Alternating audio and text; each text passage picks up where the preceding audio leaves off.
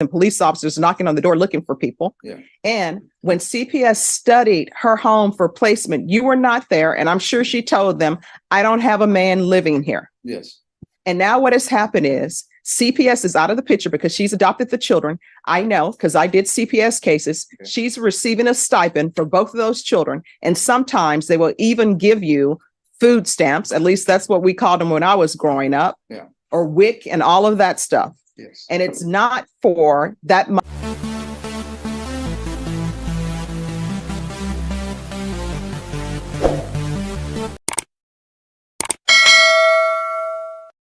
This is not your average courtroom hearing. Today we're diving into the explosive case of State of Texas versus Michael Juan Montoya, a young man with a tragic past, a web of drug abuse, shocking family revelations, and a crime that left a community shattered. The defense pleads for 15 years, but the state pushes for 35. Who will the judge side with, and why? Let's break it down. I don't think you all are waiving the enhancement. Is that correct? Judge, we're moving forward for 1 year state jail to proceed as a state jail felony.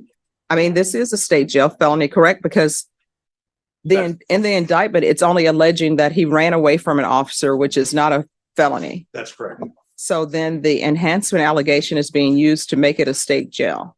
Correct. So y'all proceeding on the indictment as presented? We are, Your Honor. I'm sorry for the misunderstanding. Oh, no problem. I thought there was a repeated allegation. That's okay. Maybe I was thinking the law maybe had changed and I wasn't aware. All right. So y'all are proceeding on the indictment as presented. Yes, Your Honor. All right. Mr. Vidari, I'm showing you what's entitled Court Admonishments. Did you review that document with your attorney? Did you understand it? Did you sign it in all the appropriate places? Yes, Your Honor, I did. Did you understand you're charged with the offense of evading arrest, detention, second or more? That's a state jail felony. Range of punishment is anywhere from 180 days up to two years in the state jail facility and up to a $10,000 fine. Did you understand? Yes, Your Honor. All right. After reviewing states exhibits 1 and attachments, the court will find there is sufficient evidence to find you guilty and the court will find you guilty. Are you proceeding with sentencing? We are, Your Honor. Anything you wish to say on behalf of your client? Your Honor, I think my client would like to address the court himself. All right. Yes. Well, Your Honor, I know I made a mistake and a bunch of mistakes. No, not mistakes. You made choices. Many choices, yes. Made bad choices. I had surgery not too long ago. I had an abscess under my arm. I had surgery on my wrist. So I was out for like a month, no work. And that's why I was doing all this shoplifting, getting stuff for the house for me and my wife. I have 4 kids of my own. We adopted 2. We have a new apartment now. So you adopted 2 children and you're out stealing. Yeah, well, I mean, it's kind of hard just her doing it by herself. And I couldn't donate plasma and I really didn't have the strength to do any type of work. And I just made wrong choices, like I said. But I do have a good support group. I do have a good job. No, see, here's the thing. What I know is when these children were adopted, was that through Child Protective Services?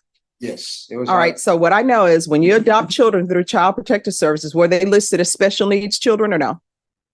No, they're not special. It was my wife's niece. She So what I know is when you adopt 2 children Mhm. in the state of Texas, I don't know how they do it in other states, but I know in the state of Texas, what ends up happening is you get similar to a stipend for each child. So you are probably already getting about, Yeah, we get like a good $1,000. no, you get more than $1,000 because it's 2 children. Yeah. And not only do you get that, you get medical. And not only do you get that, those 2 children, Mhm. I hope you all are encouraging them. They get to go to a state college for free. Yes, they get all those benefits. So they're getting benefits Uh, and you're stealing. Yeah, I was stealing stuff, stupid stuff, like hygiene and stuff. I shouldn't have been doing that. I made wrong choices, but like I said, I got a good job when I get out. So did you have the children with you during your first evading? Of course. No. I'm talking about the first time that you picked up an evading, which is what they're using for enhancement for this evading to make it a state jail felony. Did you have those children? Yes, well, yes, they're under my wife's, protective custody. Like my wife is the one that, she got custody of them, not me. It was her. It was all her. Like children are under her care. I just help. You just live there. I just help to support, And here's my other question. And mind you, this is a suitcase that I think needs to be unpacked. Here's my other question. So when she adopted the children, were you living in the home? That's a no. No, you were not. So what has happened is she has not had you in the home. And when CPS did a study of her house to I couldn't place be those, you couldn't be there. I could. And now you're there. Yes. And no, well, I guess CPS needs to check on that because the children are not in a great place with you being there. Well, that's And if you, I am a good person. here's the thing, if you love her and if you love those children, you need not be in that household. Do you understand? I mean, I do understand, but I mean, I am a good person. I don't plan on living like this the rest of my life. My dad is deacon for St. Dominic's Church. I mean, my mom's a school teacher, Okay, I want you to listen to me carefully. I have a good Listen, support group. here's the thing. I know you're trying to tell me how great you are, and I appreciate that, but I want you to listen to me carefully. If you love her, you will not live with her. And let me just tell you why you will not live with her. Because when those children were placed with her for adoption, number one, obviously somebody's rights have been terminated, and those children are experiencing trauma because their parents' rights have been taken away from them. And they're trying to put them in a place that they think will be safe for them, where they can go to sleep at night without worrying about people picking up cases and police officers knocking on the door looking for people. Yeah. And when CPS studied her home for placement, you were not there. And I'm sure she told them, I don't have a man living here. Yes. And now what has happened is CPS is out of the picture because she's adopted the children. I know because I did CPS cases. Okay. She's receiving a stipend for both of those children. And sometimes they will even give you food stamps. At least that's what we called them when I was growing up. Yeah. Or WIC and all of that stuff. Yes. And it's not for that money to be supporting. How old are you? 36. Not for that money to be supporting a 36-year-old. So if you love her and if you love those children, you will not be in that household until you get your life together, because otherwise, I'm getting married. here's the thing. Otherwise, you know what's going to end up happening? CPS is going to come in because they're going to get a report, and those children will be removed, and they will have another trauma on top of trauma. Do you understand? Yeah, I do understand. I don't want that though. I don't want that though. I mean, I have a good support group, man, and I know I made wrong choices, but that's not me. That's not me. I appreciate you telling me what you think I want to hear, but I would prefer the truth. This is what I'm going to do. I'm going to follow your agreement. I'm going to find you guilty. I'm going to sentence you to 1 year in the state jail facility. All right. Wow, did you catch that? Michael's own mother admitted under oath that she not only knew about his drug use, but actually used meth with him. That's beyond shocking. The defense paints Michael as a victim of his environment, but the prosecution is quick to show how deep the family dysfunction runs. Here's the real question for you. Should the court treat Michael as a product of his upbringing or as someone who made his own deadly choices? Drop your thoughts in the comments. If I could, I would not give you any credit, but I'm going to give you credit for any time served. Take in consideration 715544722 015 715-474 713-232 NIMAC number 740009. We can go off the record. I'm going to say it for the final time. If you truly love her, if you truly love those children, you know you're not doing right. You should not be in their life. And guess what? CPS is going to get involved and they're going to remove those children. Do you understand? I do understand that. I don't plan on getting in trouble anytime. And just because you've adopted children, that doesn't mean that CPS can't come back and remove them. Do you understand? I do understand that. All right. Good luck to you. I think Are you the same Rose Padilla who's placed on deferred adjudication and cause number 2015 CR 3473 for the offense of aggravated assault with a deadly weapon on September 9th, 2015 for a period of 5 years and extended for a total of 4? Is that you? Yes, ma'am. All right, state. Your Honor, on or about the 30th day of September 2023 in Bexar County, Texas, the defendant, Rose Padilla, departed Bexar County without the written permission of the court and or the supervision officer in violation of condition number 7. How do you plead to that? True or not true? Yes. True. Is there a proposed agreement? There is, Your Honor. And what are you all proposing that the court follow? The proposal, Your Honor, was to continue on probation, extend for 1 year, and amend for probationer to pay at least $100 every 2 weeks for restitution. Probation. Your Honor, the original recommendation was for revocation. However, it does indicate that if the court wishes to continue to extend the 1 year, amend the probationer to pay at least $100 every 2 weeks for restitution. How much is owed on restitution? Your Honor, $78,775.98. How much has she paid on restitution since she's been on since 2015? $2,360. All right. Your Honor, Ms. Padilla is a waitress, and she is frankly incapable of making any other payments aside from the ones that are recommended, for the $100 every 2 weeks. All right. Why is she leaving the county without permission? So she was, there's a healing mass that occurs in Hidalgo County on the last Saturday of every month. That's where she went. She felt called to go there. It's something that she's had a significant benefit from in the past, and so she'd heard about this mass and decided to attend that mass with her significant other. All right. Do phones not work? Does she have access to a phone? I believe she does, Your Honor. Why didn't she pick up the phone and call probation and say, hey, may I depart Bexar County to go for this? Because honestly, she hasn't been doing well on probation. I mean, that's why we're here. Probation is telling me they want a revocation. And in this court, normally it takes some doing for me to grant a revocation. So for probation to be asking for revocation when they know that normally if there is monetary issue, if there is a drug issue, usually I try to address those before we head down the road of revocation. So for them to be asking for revocation, that says something. So why didn't you pick up the phone and call probation and ask them if you could leave Bexar County to go to this event? You want to raise your right hand for me?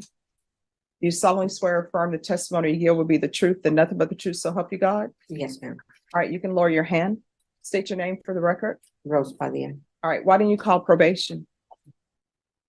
It wasn't a Saturday and I thought, nothing was gonna happen. Just me going and coming back.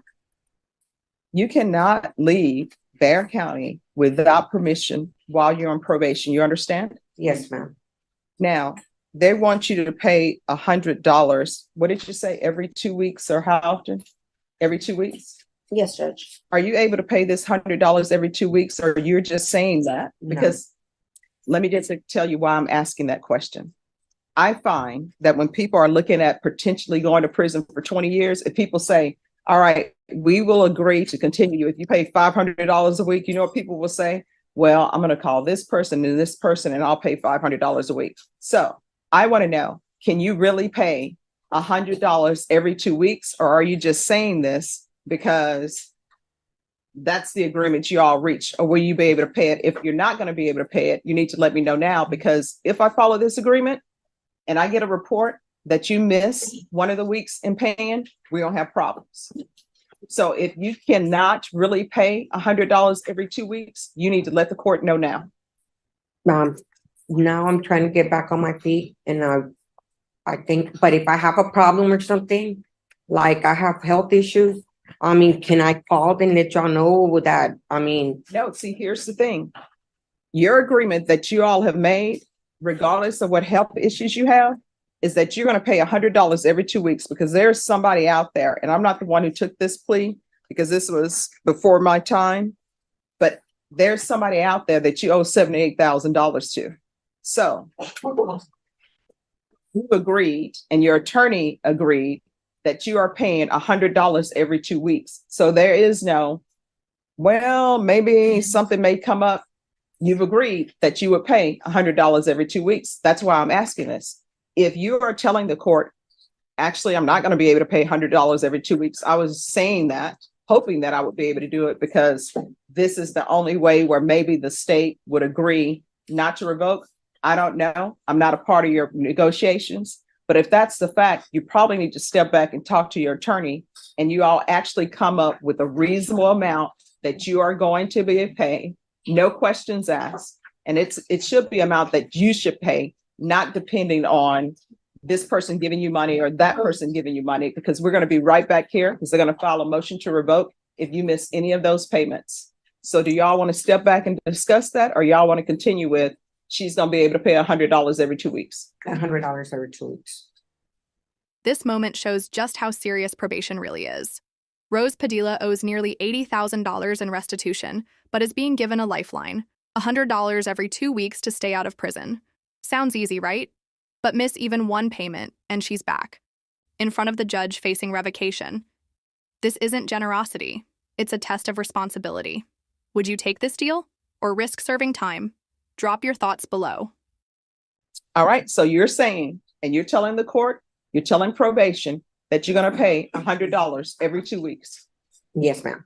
And when is this going to start? Can it start in 2 weeks, Your Honor? When's her next pay period? When's your next page? Maybe next paycheck. I get paid every Wednesday. All right. So this is her first payment, then is going to be, since you get paid Wednesday, is that electronic deposit maybe or no? No. All right. So her first payment, she's going to be making payments on December 7th. That should be her first payment of beginning every 2 weeks. Do you understand? Yes, ma'am. And since she gets paid on Wednesday, her payment should be falling on that Thursday because she has to get the check, go cash the check, and do all of that.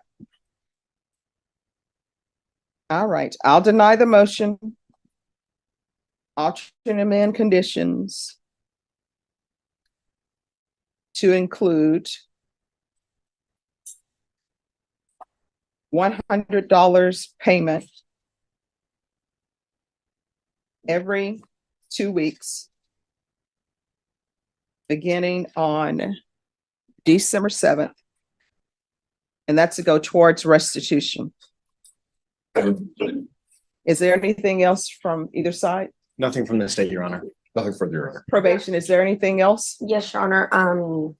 Her case expired September of this year, so that 1 year extension, are you going to move forward with that? Yes, extend for 1 year.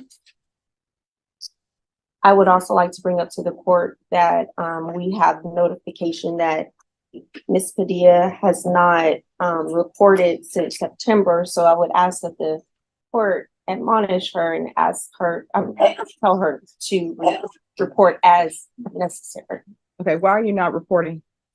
Well, on when I got arrested, I received a text, and then I got a warrant, and then I went to go talk because they told me I needed to get an attorney or for my bond. So when I went go talk to him, and then I have the text where my probation officer text me that I had an appointment yesterday, which I went in yesterday, and she even sent me for a UA for tomorrow. And I go, why wait for tomorrow? So I went yesterday to go get a UA too. All right, here's the thing. Don't miss reporting. You understand? No, ma'am. All right, so I'm assuming you're required to report monthly. When do you want her to show up to report? I'll look at the appointment book to see if it's already been put on the books for next All right, month. so she's going to give you a date when you to report, and you need to report. Don't miss any reporting dates. Here's the thing. Sometimes miscommunications happen. I've already said that I'm going to continue you, so there's no need for us to go back and forth. Yes. As my grandmother would say, who shot John? Here's the thing. She is going to give you a date for when you report. You need to make sure you report on that date. Even if you're saying you've already reported, if she gives you a different date, you need to go report on that day. If you do not, what will end up happening is a motion to revoke will be filed. Do you understand? Yes, ma'am. All right. And then I saw in the motion to revoke this new number 1 that nobody's going on. What is happening with that? So, Your Honor, one that is out of county. The investigation that I've done, I don't believe it was more serious than a Class C misdemeanor. So I don't expect anything to come up. We'll certainly keep an eye on. All right. And is there any issue with her and UA?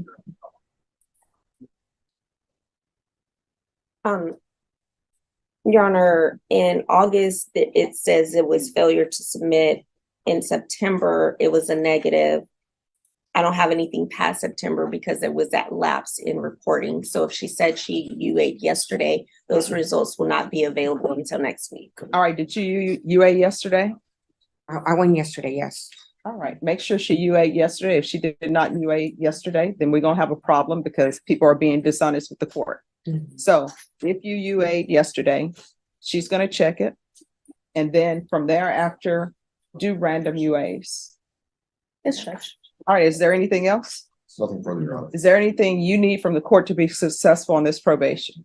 All right, do not leave Bear County without permission. Because you're on probation, everything you do, you need to pick up the phone and call probation and request it. Okay, Could you waive the UA fees, Your Honor? Is that possible? No. Okay, Thank you, Your Honor. all right, thank you. And there it is.